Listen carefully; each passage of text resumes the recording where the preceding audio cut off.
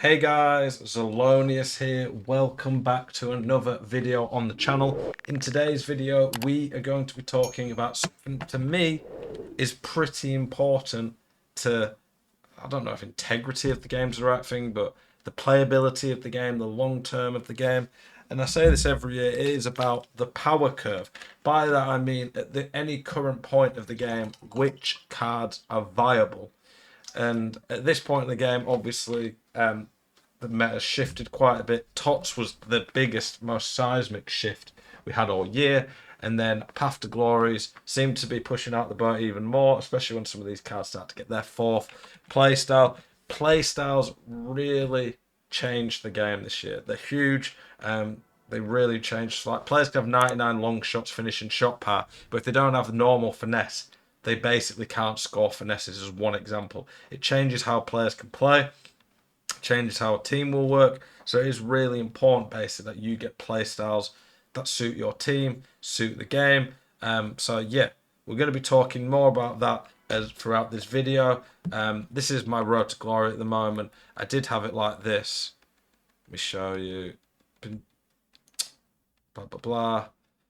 Show you my road to glory. See what you think of it for now. I don't know how to fit Coleman in whilst having a good fullback in there. I'm really not sure. I want Barella in as well, but I don't know. We're messing around with the team. We'll keep messing around. I'm probably doing the Araujo SBC, but I might have other options as well. But one of the things I wanted to mention, this is what made me really think about the power curve, is that I've been playing on this account for I think 4 days now. It might be 5, but I've only done the daily completion 4 times. So after 4 days, 1 week in league where I went 16-3, I've already got this team, and I didn't really have good pack luck. I think Bonmati is a pretty good pull. Are you sick to death of getting out teamed on FC24? Want that God squad you've always been dreaming of? Check out iggm.com today, the best and most reliable place to get coins for your ultimate team. Use the link in the description and code ZEL at checkout for a 5% discount. Check out iggm.com today. From player picks, but my other one was Di Maria, who I got as a red and... Did I get him as red and that? No, okay, I got Debina as the other one. But she's not that great. And that's the general point, that even without great picks, I've pretty much got a team that is insanely better than a team that someone could have built before TOTS with the best team in the game. I get later in the year, EA are a bit more generous. The rewards are a lot better. That you can get better packs from the store. I mean, hell, you can, for about 25 quid, get a pack with nearly 11 player Path to Glory cards, basically. It's crazy. Whereas at the start of the year, there's probably literally only one gold card left now. Maybe 2 or 3 that are even close to meta if you don't include keepers. And when I say meta, they still would be miles off the top cards, but you could use them. That might be Mbappe, Patelis, and Van Dijk. And Gold Van Dijk, whilst he's still got some really good stuff, he's still way off the pace, literally. As the year goes on, cards get outdated, and I think if we look at some of the promos we've had, let's look through some of them. Like if we just look at the gold cards, I've got quite a few gold cards here. None of those are remotely usable now, whereas a lot of them would have been at day one. One of the first promos we had was Centurions. You could maybe use Bonmati. Maybe Musiala. A lot of these have one playstyle. A lot of them don't even have a playstyle. Pretty much couldn't use any of these in reality. What else have we got? What was an early one? Let's not even look at an early one, just one that was a few months ago. Palmer would be usable. Maybe James Palmer's Palix has got 2 great play styles. Garnacho. Yeah, it's pretty much it. There's like 2 or 3 cards from some promos. A few of the icons might still be great because icons are a bit different. But pretty much every card from every promo is massively outdated by the next promo, it seems. And TOTS and Path to Glory, especially promos where they add an extra playstyle, because these playstyles are so important, there's pros and cons to it. Pros, it keeps teams fresh, but cons, you can spend money on packs and these cards are already outdated. For me, it shouldn't be. It's not very fair, really, on people who've played all year that someone can play for 4 days and their team be better than their team or close to it. I don't know what you all think about it.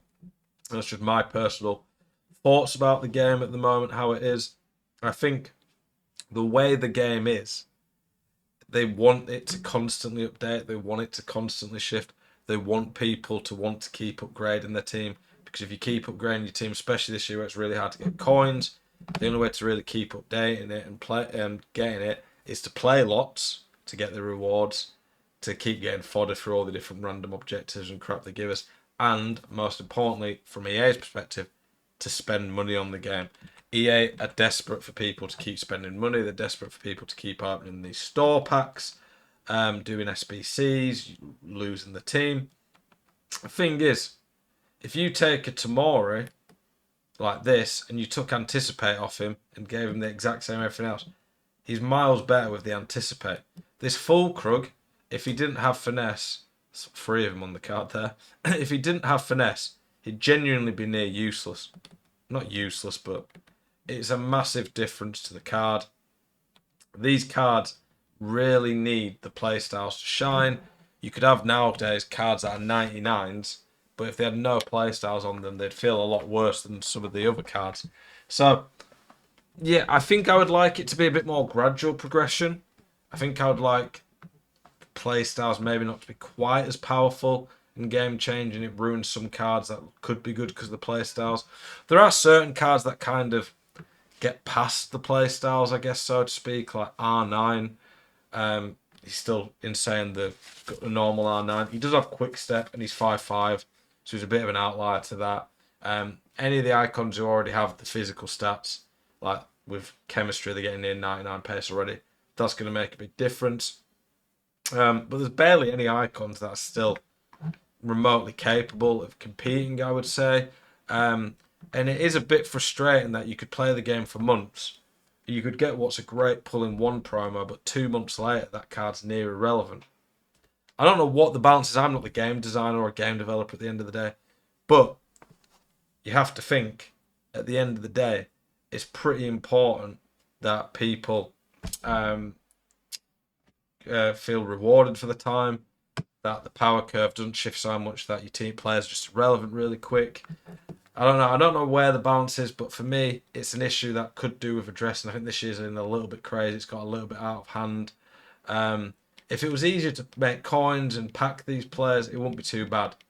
But because it's so hard to pack them, you can barely ever try the players, and you can't afford the coins to go out and get them. Appreciate you, as always, watching this video. Let me know your thoughts about the power curve, how it's been this year. Appreciate you guys that support the channel. Keep it spicy. Hope to see you guys in the next one. Peace.